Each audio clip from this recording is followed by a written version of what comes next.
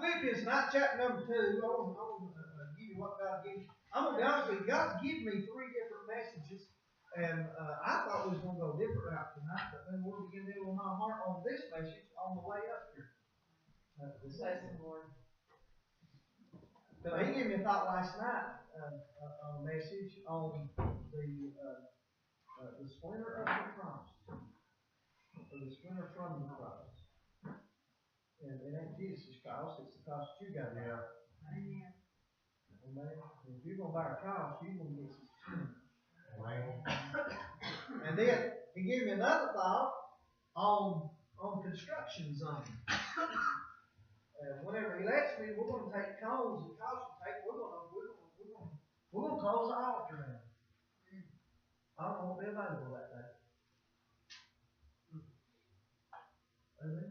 Or at least until a certain time. Because this should be a work area. Yeah. Right. Amen. Amen. It's not a lounge. Man. It's not a Lord pat me on the back area. It's a work area. Man. It's where you come and get things worked out. It's where you come and get rid of some sin. It's where you come and ask for forgiveness, and it's work. Yeah. Amen. I'm afraid the church today has forgot what kind of work it takes to be a Christian. Man, I mean, it takes some work. Yeah. It takes a ton of work. Man. We preach Sunday morning on that guy about how that you put your stuff in bags with holes. Amen. Yeah. Ain't nothing no worse than having a hole in your pocket. And then I know it's in here, and where's it at? And then you turn them inside out, and then you see your finger. So there's a hole. Amen. Let's don't do that spiritually, folks. Amen. I'm not loading in the towel by no means. Now, I don't need it to sound that way. I need it to sound this way. Robbie Hicks needs to come to church for Robbie Hicks. Right. For the Lord, for Robbie Hicks. Yeah. Jimmy Bird needs to come to the house of God for Jimmy Bird, but for the Lord. And Patty's got to do it. Stephanie's got to do it. Julie's got to do it. Dee's got to do it. And Jeff's got to do it. And so on and so forth. But too many times we're so dependent on what somebody else is doing. Yeah, right. Lord, I want this place. I'd shout to somebody else. Go ahead and break the ice. Man. Amen. Yes, sir.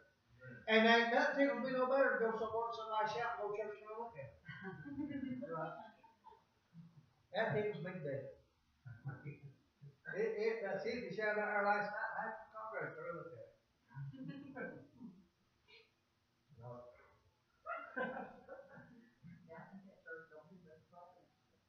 Well, they ought to. And by the way, clapping is not permitted in most Baptist churches. I don't know if you're aware of that. Neither is dancing. And I agree with that. But they dance for the Lord. You ain't never seen that until you see some of them old time you put on holy nights. Now, I mean, you can tell when God's in it too. Oh, yeah. I've got to see that in my life. And that means power of God just feels. Yeah. The closest you'll ever see revival, or the closest you probably has ever got to revival is last week. Yes, sir. Amen. To real revival. Now, I'm not talking about, we've had better meetings. Individual meetings. We've had times people shouted and this happened and that happened. But as far as a real revival, last week's as close as I've ever seen at Fellowship Baptist Church to a real revival. And so, now what are we going to do with it? Man. Amen. What are we going to do with it? Why didn't we get revival last week? Well, you took, number one, you got 14, 15 messages. Yeah, 15 messages in a week. All week long you wasn't in front of your television. All week long you was limited to your social media. Yeah. Amen. All week long you was out of the world and in the house of God. Yes, sir. Amen. All week long you heard the word of God. Amen. And you didn't do nothing new. You didn't do nothing different than what you already knew. Amen. So that's proof. Revival comes being in His Word. Right. Amen. Yes, sir. Amen. That's where real revival comes. Yeah. Amen. So tonight in Philippians chapter number 2, I want to read just a couple verses of scripture here. In chapter 2, verse number 1, Bible says, "If there be therefore any consolation in Christ, if any comfort of love, if any fellowship of the Spirit, if any bowels and mercy, fulfill ye my joy. That ye be like-minded, having the same love, being of one accord, of one mind." Hold your place there. Turn over to the book of Acts, chapter number 1. We're going to come back to Philippians.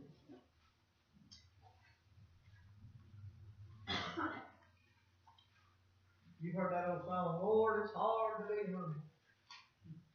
You never heard that old song, Sam? You know. God shouted right there. Hard to be humble under this good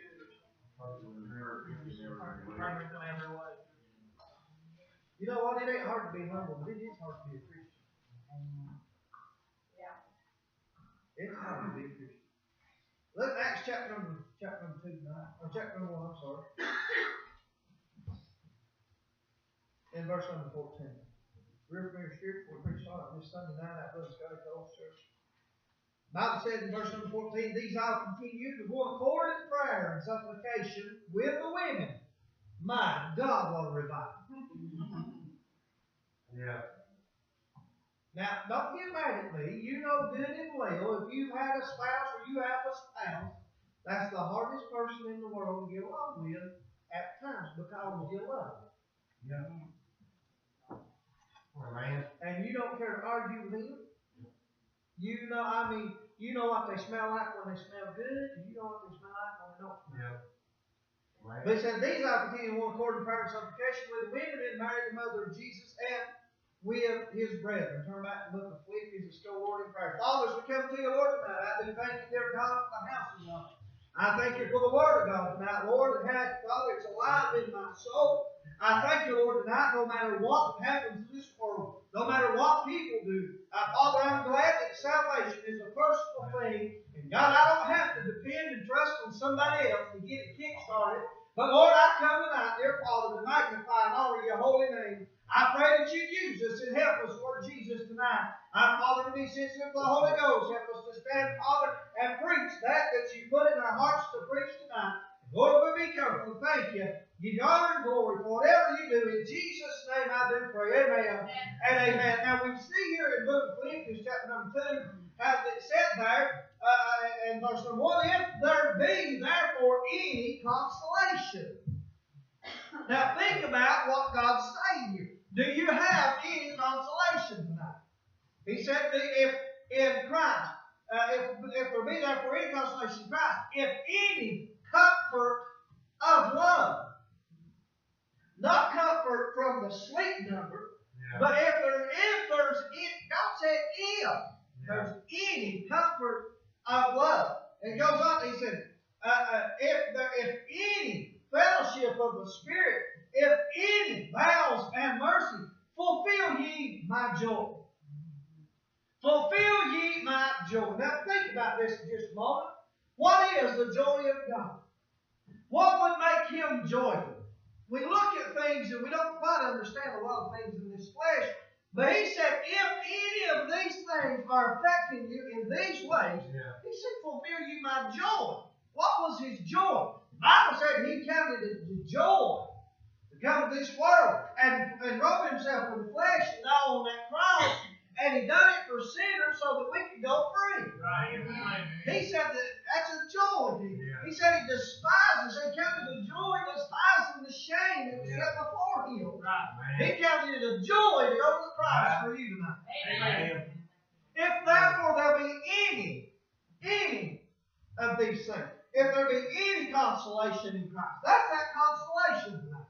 If there be any consolation in Christ, he goes on, that says, fulfill ye my joy. He went to the cross, counted it a joy, despising the shame, so that you can be here. Not just in body, but in spirit as well.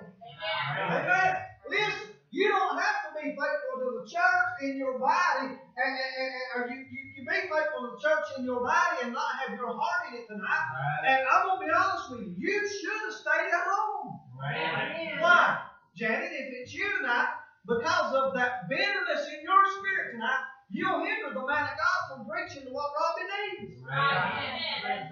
Preacher, I can't believe you said that. You're right. You didn't get up here and preach for a while. Right. You didn't get up here and look back at all of this. Yeah. Right. Right. Yep. Don't he know? No, I don't. Don't he care? No, I don't. Right. Don't he love me? Oh, not like I do. Amen. Don't he know I'm worn out? Don't you know I am? Amen. Don't you know everybody else is? Yeah. Don't you know I'm sick? Don't you know a lot of people are? Amen. Right. I'll tell you that you made the church tonight have chemotherapy just Monday, Rob. Amen. I mean, I tell you, she probably shouldn't have, but I'm glad she did. Amen. Dr. Cole, don't be around people. Don't be. I got a phone call last night about, I don't know, it's 10 o'clock. I got a phone call from Nathaniel's mother, and she said, you tell her I had my last treatment today, and this is the 5th time I've had cancer. And she said, you tell her to wear a mask and don't shake hands with nobody and drink plenty of liquid and eat all the blueberries that you can possibly stand. She said that them blueberries will do more for you than all medicine. I don't know. She just said to tell you. I told her how it would, so I told you. Amen. Let there be in our consolation in Christ, fulfill you my joy. He goes on the third and says, if any comfort of love. Now listen, I want you to understand something else. Cancer's real. Yes, sir. A lot of people's got cancer. Yeah. A lot of people's died from cancer. Yeah. And a lot of people's going to die from cancer. Yes, sir. Amen. But you know what? Tonight, cancer is not the worst thing. No. I'm going to name something tonight that's worse than any cancer. You know, they got different cancers. They got some cancers that if they cut you open and iron hits it, it spread through your body and you'll never make it off from it. Amen. I know people that died from it. Because they didn't know that's the kind of cancer they had until they went to do the exploratory surgery and never made it off the table. They went in to see what was wrong, and the family had a funeral in 3 days. Doctor said, oops. Amen. They had every intention of going home with their family that day. But they didn't make it. Man. Boy, that's bad. Yeah. But that's something tonight that's a whole lot worse than cancer. Yes, sir. And I ain't talking about sin. I believe it's almost as bad as sin. And sin's bad. But it's depression. Man. Yeah. Depression. Folks, now you take it for whatever it's worth. This is my opinion right here. But I really believe tonight that depression is a spirit. Man. I really do. And I believe I can find enough evidence in the Bible to back it up now. But I believe tonight that depression is the #1 killer of all people of all time. Man. I'm talking about #1 spiritually. Yeah. Right. And then physically. Yeah. Because depression, your body, it tends to heal itself slower. Amen. Amen. Rob, you got a long road ahead of you with this chemotherapy. Julie's got a long road ahead of her with this surgery from her hip. And you know what? The more you're depressed, the longer you're going to be sick. Yeah. Amen. And if you think I'm pulling your chain tonight, go out and get my dump truck. Everybody can fit in the bed of it, and I can take you to some houses tonight. And buddy, I'm telling you what, you'll be excited when you leave. Amen. Amen. I can take you to some of the finest people that I've ever met in my life that sat at the house tonight. I'm not preaching against medicines. I'm going to take a big bill when I get home. But I'm talking about people that, I mean, man, they had everything that you could ever imagine of being decent and moral and respectable and respected themselves. And tonight, all they're worried about is they're going to get another pill because I'm depressed. Amen. Now listen, I know some of you ain't like this, but I can't. You picked the wrong night, I guess. But for a child of God A child of God. Now, I know it happens. So you got to listen to what I'm saying now. I know I deal with depression sometimes. Sure. Amen. And I'm always going to at times. Amen. And you're always going to at times. But there's no reason that a child of God should stay depressed. Amen. Now, I didn't say you shouldn't get depressed. Yeah. But you shouldn't stay depressed. Why, Christian? You don't know what. Hey, let me tell you something, honey. I guarantee you I know what it's like. Amen. I've been many times in my life be so, and a preacher at that, be so discouraged and depressed, driving down the road. You don't know how many times that I just meditate where I want to run my car off the road and commit suicide. Amen. You don't know how many times that I've been mad at the church and said, you know, I'll just take myself out to see how they fare then. Yeah. And then that little voice says, go ahead and do it. That ain't the Lord's voice. Amen. You don't know how many times that you get heartbroken over something or someone, and you're like, well, what's use? Yeah. What's the point? God, what is the point to spend sometimes 20 hours studying a message to get up and preach it in 45 minutes and somebody get up and walk out? Amen. What's the point? And wearing a pass-out through the tickets behind the house, going up on the old-fashioned altar in the woods and praying and getting a hold of God on Friday night when they can say, I don't want that. Amen. Yeah, man. And you know what?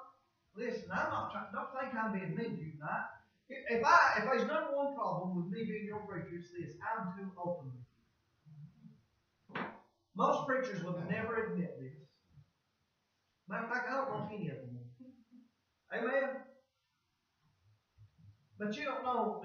Probably, I would say 2 out of 3 services, your preacher leaves this church depressed. Amen. Some of that's my fault. Yeah. Some of that is I shouldn't have been watching you roll your eyes. Amen. Amen. I couldn't help it last night. I was watching.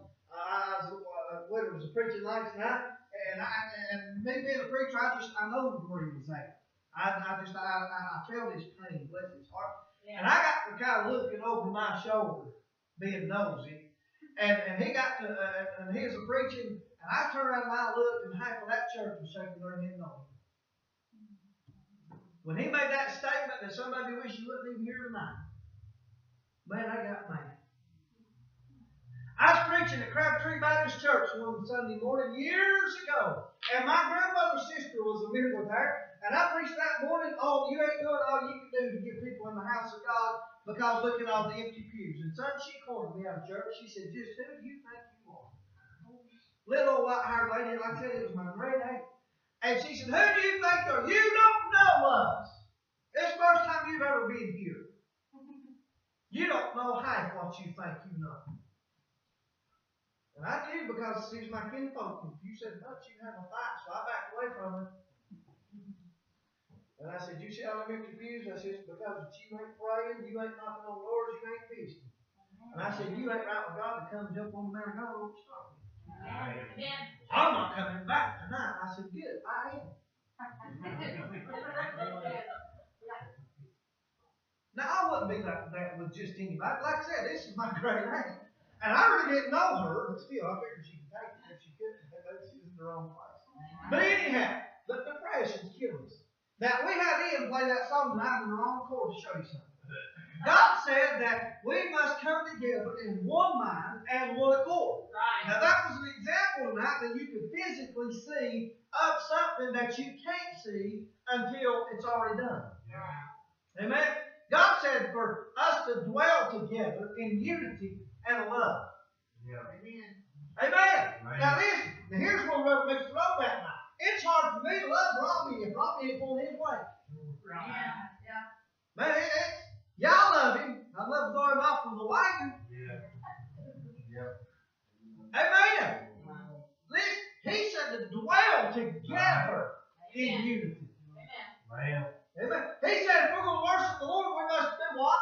How are we going to worship Him? Worship Him in spirit and in truth.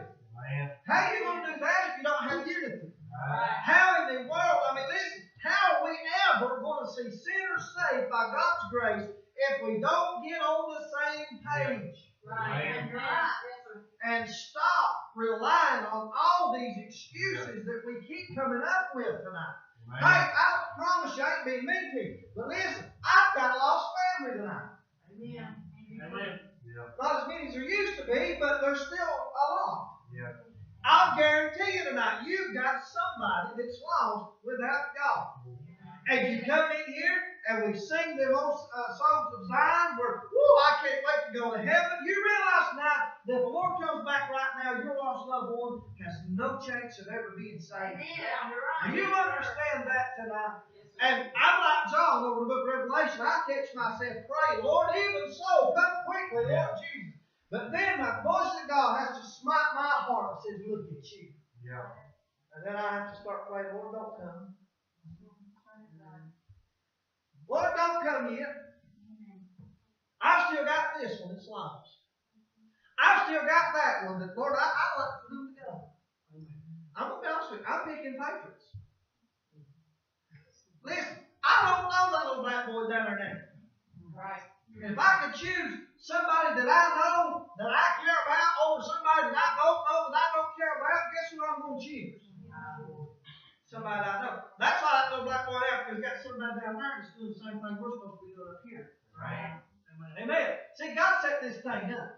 When he arose, he told me, he said, go out into Jerusalem and Judea and the uttermost parts of the earth and preach the gospel. Folks, that was 2,000 years ago. You think Africa hasn't been reached in 2,000 years? Amen. Man. Okay, I'm going to put Kay on the spot right here. She's from Nebraska. And Nebraska's out west, kind of northwest, I think, or is it just Midwest? It's out Midwest. And now, I'm going to put her on the spot right here. And I know you've probably not been there in a long time, but the best that you could remember, is there God-fearing, Bible-believing churches on every corner out there? No. They're very few and far between, all over the middle of the country. So I'm going to ask you something. In California, bless your heart, ain't no wonder it's slid out into the ocean. But I'm going to ask you something. In America now, where is the most gospel-deprived part of America tonight? Where is it? The East Coast. The East Coast of the United States of America tonight is the most founded on the truth of God's Word than anywhere else in the United States of America. Man. Preacher, how in the world did you come up with that? All right. Where's Plymouth Rock? East Coast.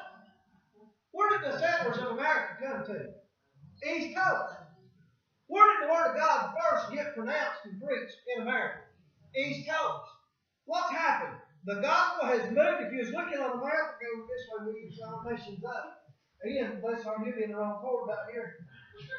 But that gospel come into the right side of the United States, and it has moved across the United States of America. And the eastern coast of America tonight is more wicked than anywhere else in the United States. And there's more churches. Yeah. From the Blue Ridge Mountains to the Carolina beaches, there's more churches per square mile than the whole rest of the United States of America. Man. Amen. We're called the Bible Belt. I believe we're the buckle of the Bible Belt. Amen. And look how sorry we are. Amen. Amen. So listen, I know that Kerry worries about those folks out in Nebraska, but you know what? Those folks in Nebraska got a better shot at getting saved than those that sitting on the Carolina beaches. Man. They got a better shot at really getting saved. Preacher, how in the world is that possible? Because don't you think for a second, God's going to make sure that gospel reaches everyone. Yeah. Amen. There'll never be a single person die that says, Lord, you never sent the gospel to me. That's right. Amen. That's where we're to saturate him with prayer. But listen, prayer, wouldn't it be good tonight? Now I know that you're not going to do it, and I'm not going to do it, but wouldn't it be good tonight? Every second that we have available to pray, wouldn't it be wonderful tonight if we spent all of our time praying? Every second that we have available. Amen. Wouldn't that be so? Let me ask you, what would change? Everything, a whole lot. That's a dream tonight, and dreams aren't real. Amen. Amen. Because if we believe that prayer alone is going to make a difference, it ain't going to be making no difference. It will not. What makes a difference? Prayer, fasting, and living right Amen. Amen. in front of somebody. Yeah. Amen. Kathy ain't with you tonight. What's the chances he sat at home not reading Word of God? Zero chance. Will you see him tonight? If you see him tonight, you come in talking about what the Lord done for you tonight, guess what he's got to do? He's got to read the Word of God about what you do, what you say, how you work. Amen. Amen. By the way, did you know that they have quit putting KJV on the King James Version Bibles now? There's been such a tumult that's come up over this stuff that now that they're starting to publish the KJV, and it's called the KJV, they're taking the V off because so many agnostics and so many atheists are saying it's just a version. So they're completely renaming the King James Bible to the King James Bible, not the King James Version Bible. Amen. I say amen to that. Yeah. Makes sense to me. Yeah. But then again, that's just they're gonna fight, they're gonna fuss, they're gonna do everything in the world. Folks, we gotta have some harmony. Yeah. Amen. Man. I think I'm pulling your leg tonight, so you can sing, get up here tonight, sing a song in G, let me play it in Q. You try to sing a bluegrass song while I'm trying to play some kind of blues song. That don't go together. Amen. And folks, we've got to understand tonight. God don't need me, Amen. but He wants me. Amen. Amen. He wants me. Melanie asked me if I wanted her to ride down to Charlotte with me Friday. And I said, yeah, if you want to. I said, that's fine. And she said, okay, I'll sleep. I said, but that's why I wanted you to go. So she could drive and I could sleep. She said, I'll go, but I ain't driving, I'm going to sleep. I don't need her to go if she's going to lay there and snore. Amen. But I still want her to go because I want her to be with me. Yeah. The Lord don't need me tonight, but He wants to be with me. Yeah. See what I'm saying? He don't need you tonight, but He wants you. Yeah. He don't need to bless you, but He wants to bless you. Man. He don't need to heal you. What's it benefit God? He said, what can a man do to add 1 cubit to his stature tonight? What can you do tonight that'll benefit God? There is something. There is something. Y'all missing it. Y'all still missing it. What's He tell you to do as a child of God? What's your job as a Fellowship Baptist Church member? I can't get no simple that family. What's your job as a Fellowship Baptist Church member? Alright? Didn't say nothing. You'll take that back.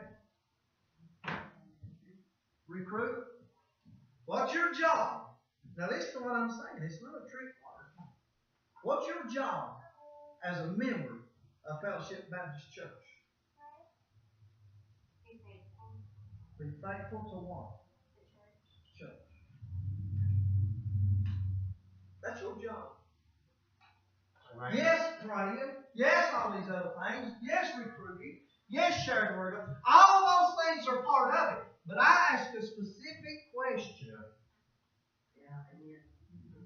Amen. Your job is to be found faithful. And then if you're found faithful, then that praying, then that recruiting, then that sharing. Man. But you're going to be found faithful before you're going to do anything else. Yeah. Right? Because if you're not faithful, everything else you do is in vain.